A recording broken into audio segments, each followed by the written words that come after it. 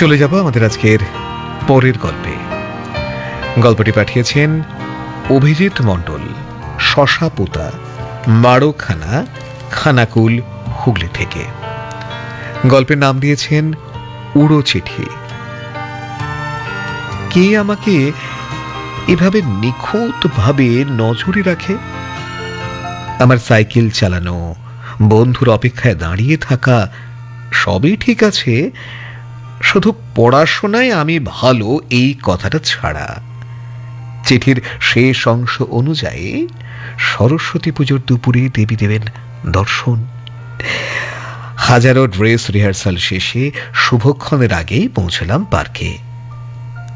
ও কি, আমার স্কুলের সহপাঠী মোনালিসা না?